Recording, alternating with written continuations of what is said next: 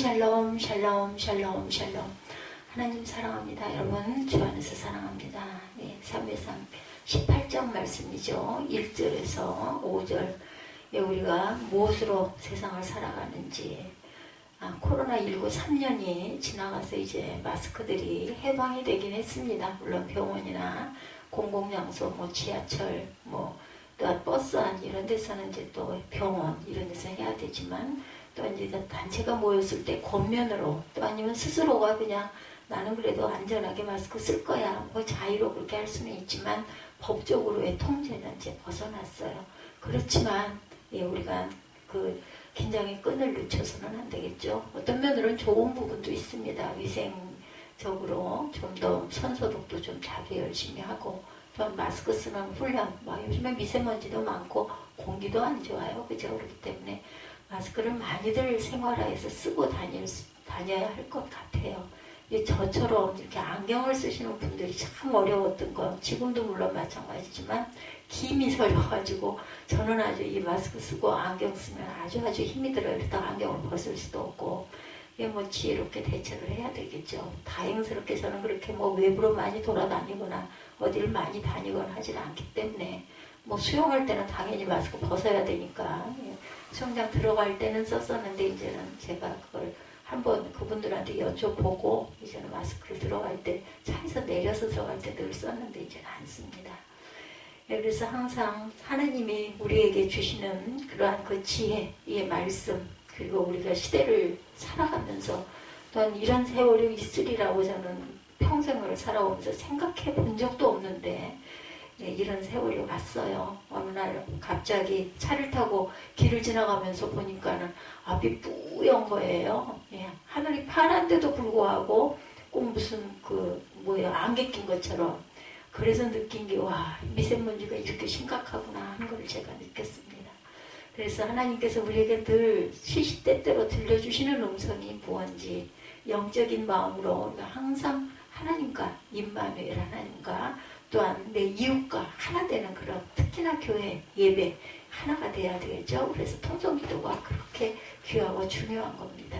왜 영적인 마음으로 하나 되어야 되겠다. 1절이죠. 다윗이 사울에게 말하기를 마침에 요나단의 마음이 다윗의 마음과 하나가 되어, 여기도 요나단이 그를 자기 생명같이 사랑하니라.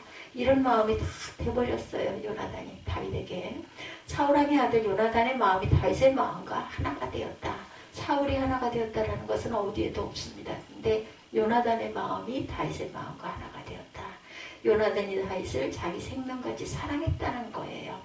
본문을 단편적으로 볼 때 아름다운 우정의 사랑이라고 보이지만, 심리학적인 관점에서 볼 때 두 사람의 관계는 왕자로서의 과거의 기득권을 가진 기성세력인 요나단과 골리앗을 물리치고 온 국민들이 열화와 같은 환호를 받고 있는 신흥세력인 다윗과의 어떻게 보면 세력 다툼, 그것이 극심할 수도 있었는데도 불구하고 그들의 마음이 어떻게 하나가 되어 자기 생명같이 요나단이 다윗을 사랑할 수 있었을까?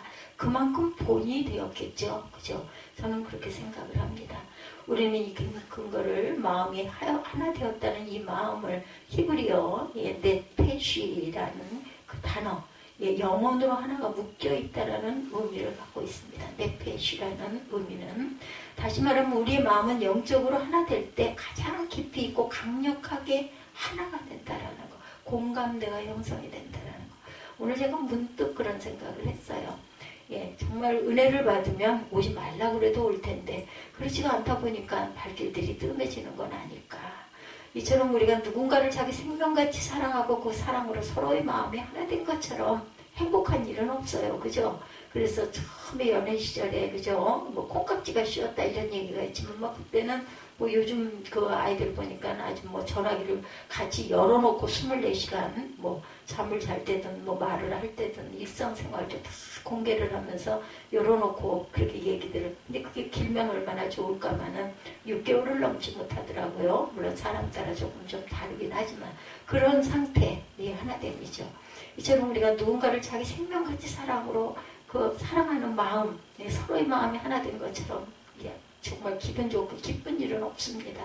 하나님의 명령을 어긴 죄로 하나님으로부터 3가지 질문에 답을 얻어오는 그런 그 질문 그 답이 있었다고 합니다. 그래서 거기에서 하나님의 명령을 어긴 죄로 하나님으로부터 세 가지 질문에 답 얻어오는 것. 사람의 마음속에는 하나님의 사랑이 있다. 인간에게는 자기 미래를 보는 지혜가 없다. 사람은 사랑으로 산다. 그래서 사람이라는 그 남자에서 미음을 빼고 거기에 이응만 들어가면 사랑이 된다고 그러죠. 그래서 사람은 사랑하면서 살 존재다. 이런 얘기를 누군가가 하는 걸 제가 들은 적이 있습니다.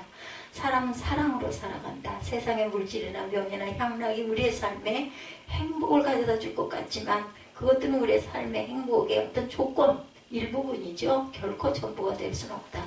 그러나 우리 인생은 사랑이 없으면 무너지고 말죠. 그래서 주님께서 고린도전서 13장 13절에 그런즉 믿음, 소망, 사랑 이 세 가지는 항상 있을 것인데 그 중에 제일은 사랑이라. 그토록 강조를 하셨어요. 이처럼 사람은 사람으로 살아야 진정한 행복을 느끼며 살 수 있는데 우리가 왜 그 사랑의 영원한 행복을 잃어버리면서 살고 있을까? 가장 근본적으로는 하나님의 사랑을 체험하지 못했기 때문이다. 그래서 그런 얘기 있죠. 아이들이 부모의 사랑을 충분히 받은 그런 아이들이 이렇게 뭐랄까 안정감이 있고 영적으로도 그리고 또한 그 정서적으로도 아주 그 편안한 그런 아이들이라는 얘기가 많아요.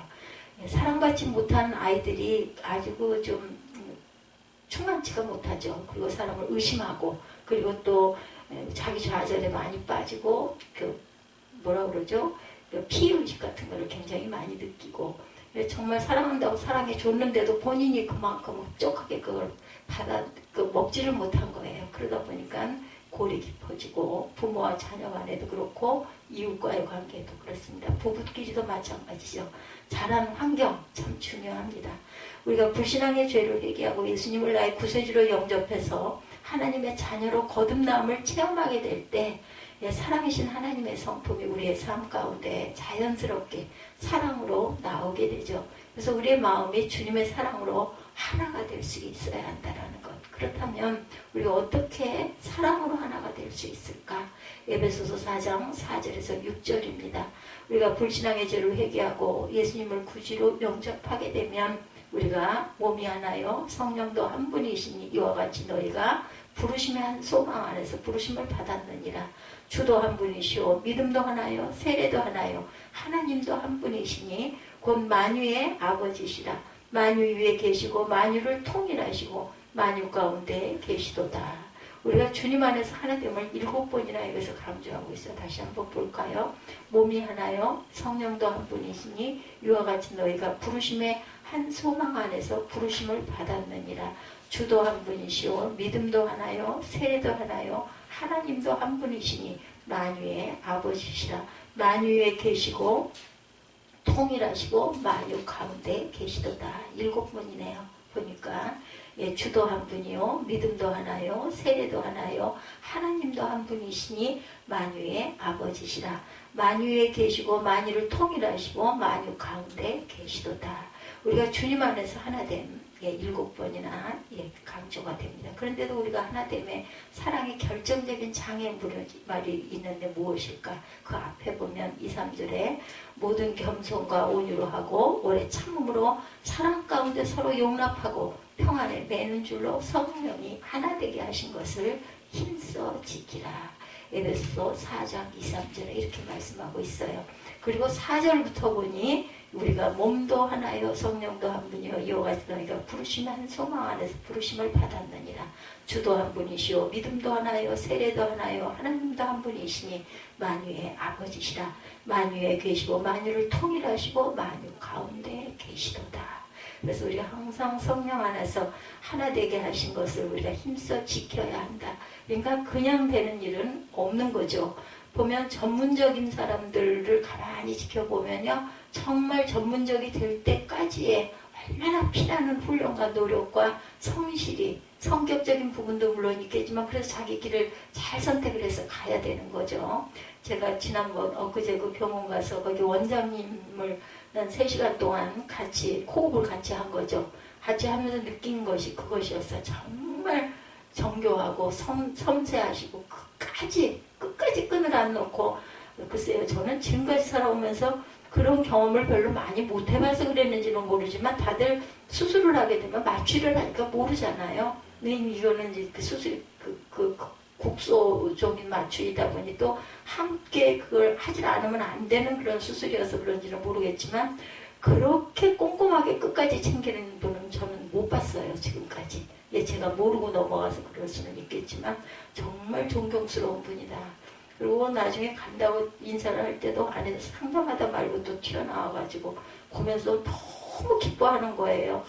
됐다고 하시면서 그러게 해봐야 안다고 또 한 번 얘기를 하시고 그래서 거기에 그렇게 손님이 굉장히 많은 그 환자들이 몰려오지는 않나 이런 생각을 제가 해봤습니다. 그러니까 노력이 없이는 그렇게 될 때까지 얼마나 그리고 뭐 끝나자마자 숨도 물도 한 잔 안 마시고 또 뒷분들도 다 받아서 상담하시고 하는 걸 보면서 야 정말 힘들겠구나. 저 원장님 한 분이 모든 간호사 내지는 거기 부장님들 뭐 과장님들 여러분 계시는 모든 사람들을 통솔하면서 다 다독이면서 지치니까 교대해줘라. 아껴야 된다. 이렇게 말씀하시는 것도 그렇고 정말 온유한 분이다라는 생각을 했습니다.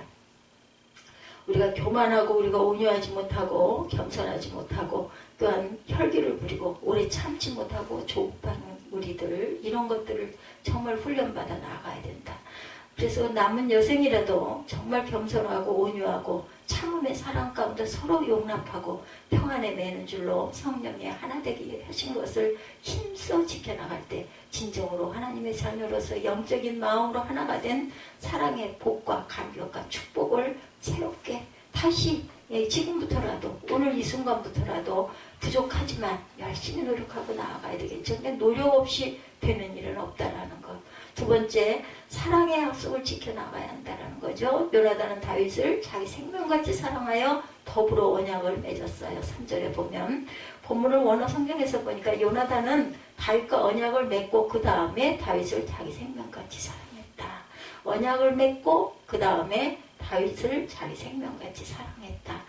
예, 개역 개정판 그런 한글 성경과 거꾸로 기록되어 있어요. 예, 보면 다윗과 언약을 맺고 그 다음에 다윗을 자기 생명같이 사랑했다. 중요한 건 여기 언약이라 하는 것 히브리어 베리트라고 해서 자른다라는 의미를 갖고 있어요. 근데 고대 근동에서는 언약을 맺을 때 희생동물을 반으로 자르죠. 그래서 불 가운데로 지나가게 합니다. 그 사이를 언약하는 사람이 지나감으로 언약을 맺는데 만약 언약을 어기면 동물과 같이 반으로 쪼갰을 당한다, 죽임을 당한다라는 무서운 경고의 의미가 구약 제사에는 담겨 있습니다. 그래서 요나단이 사랑의 언약을 지키기 위해서 다윗의 아버지 사울왕으로부터 죽음의 위기에서 여러 차례 구해주죠. 생명의 은인이에요. 다윗에게는 요나단이. 다윗은 이 사랑의 언약을 지키기 위해 요나단이 죽은 후에도 장애인 아들을 그죠 유가족의 장애인 아들 무비봇을 끝까지 보살펴 줍니다. 사무엘하 1장 26절, 9장 1절에서 8절, 19장 24절에서 30절에 증거하고 있죠. 그들은 20살 때 맺은 약속을 평생토록, 특히나 다윗은 살아 평생토록 자기 아들들과 무비봇을 한 상에서 밥을 먹게 하고 왕자들이죠. 그리고 그렇게 아주 늘 위로했다라는 거예요. 장애인. 그때는 그 시절에는 장애인들을 무슨 죄를 지어서 그죠 저주를 받은 사람 취급을 할 때였었어요. 그런데도 불구하고 같이 왕이 식사하는 식사 자리에 무비봇을 늘 왕자와 똑같이 대접을 해서 앉히고 그리고 보살폈습니다.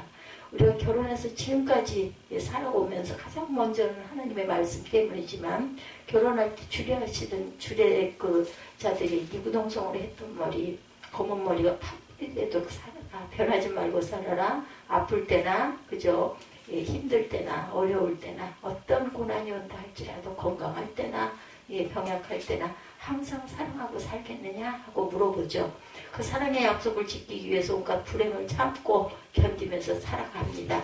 부모간이나 고부간의 갈등 등 또한 뭐 시제만 들어도 싫다면 그런 얘기들이 있죠.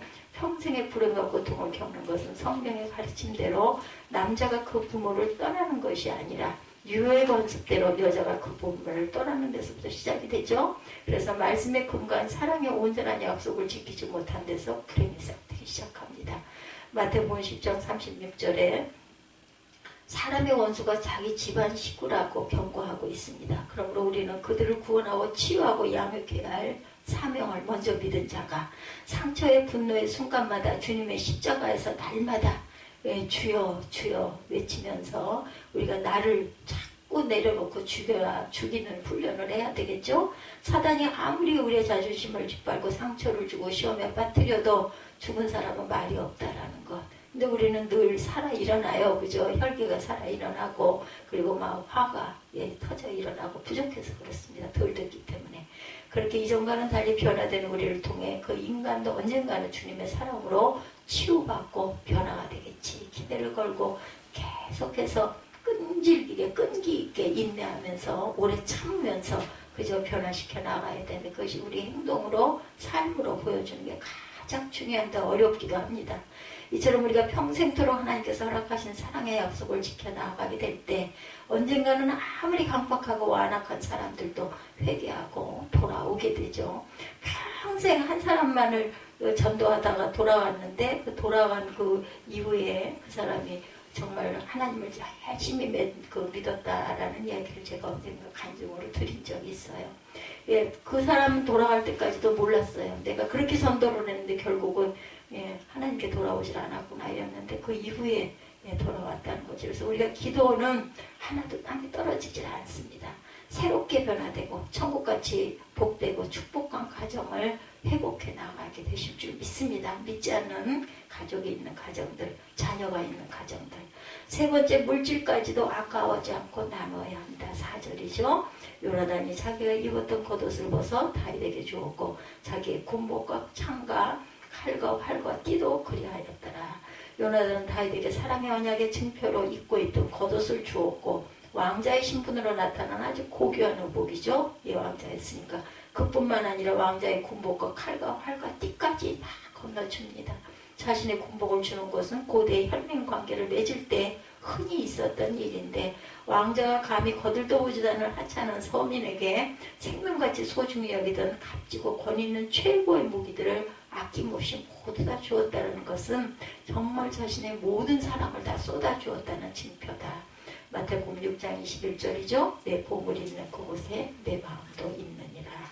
우리가 몸과 마음과 재능과 정성을 다해 사랑할 수 있지만 물질은 우리의 마음의 최고의 표현입니다. 근데 우리의 사랑의 마음이 다른 데가 있으니 이것이 아깝죠. 그죠? 우리를 위해 십자가에서 죽기까지 사랑해 주신 주님에게 말할 것도 없습니다. 심지어 사랑하는 가족이나 이웃에 대해서 소홀히 할 때가 우리가 얼마나 많은지 우리 가운데 자기 물질을 아깝지 않은 사람은 없어요. 그죠? 그래서 무엇보다 십자가의 사랑이 우리를 강권하고 어차피 빈손으로 왔다 빈손으로 떠나갈 인생 가운데 우리가 이 땅에 사는 동안 의미 있고 보람되고 복되게 쓰임받아야 되겠죠. 우리가 그렇게 홀대했던 사랑하는 주님이나 부모님이나 형제인이나 자녀들을 대할 때 한 해도 짧아졌다 한 해도 짧아졌다 우리가 1년이 갈 때마다 이런 생각을 하고 안타깝게 여기고 하루를 정말 귀하게 여겨야 합니다. 이제 또한 2023년이 어느새 벌써 2월 중순이에요. 그죠? 눈 깜빡할 사이에 또 봄이 이제 또 무르익을 거고 여름이 오고 또 그러다 보면 한 해가 갑니다. 1년 또 내가 살았네. 하나님이 주신 시간을 1년을 또 살았네. 그러면 그만큼 땅에 있을 시간이 1년이 줄어들었다는 거. 내일 일을 모릅니다. 잠깐 후의 일도 몰라요. 그래서 이번이 마지막인가, 오늘이 마지막인가, 이달이 마지막인가 이런 생각 많이 하죠. 나누고 베풀고 섬기는 것이 손해보는 것 같지만 그렇지 않다는 것.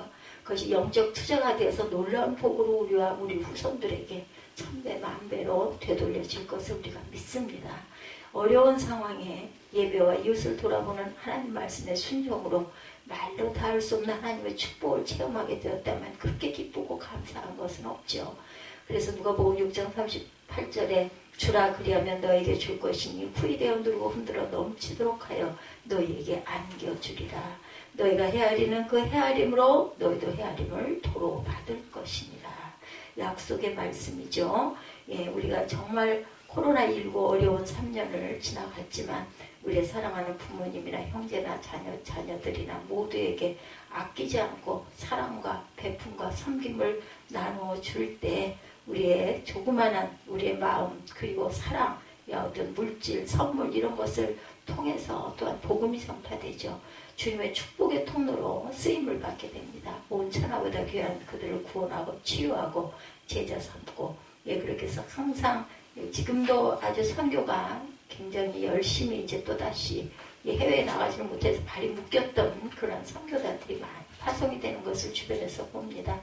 이렇게 힘들게 아주 그 척박한 곳에 가가지고 구원하고 치유하고 제자 삼고 돌아왔을 때 귀한 열매가 떨어지는 거죠. 그리고 땅에 씨가 떨어져서 귀하게 열매가 맺을 줄 믿습니다. 우리 인생이 정말 잠시 잠깐이에요. 안개와 낙서라는 얘기도 있습니다. 둘째, 벌써 지나간 그런 그 삶, 어린 시절, 청년 시절, 장년 시절이 어느덧 지나갔어요. 이제는 노년, 또한 말년을 향해 달려가시는 분들도 이렇게 많이 계시죠. 우리가 얼마 남지 않은 여생에 지금까지 다 하지 못했던 사랑만 하며 살아도 너무 짧은 인생이다. 그렇다면 우리의 남은 여생이라도 우리가 무엇으로 살아야 하는가에 대해서 무엇보다 먼저 영적인 마음으로 하나가 되자라는 겁니다. 사랑의 약속을 지켜나가고 물질도 아까우지 않고 나눌 줄 알 때 마지막 기회라는 심정으로 사랑하는 가족을 구원하고 치유하고 주님의 제자를 삼고 우리의 여생에 진정으로 의미 있고 보람되고 행복하고 축복된 삶을 살아가는 남은 시간들이 되시기를 주님의 이름으로 축복합니다. 우리 찬양하시고 주기도문으로 예배를 마치도록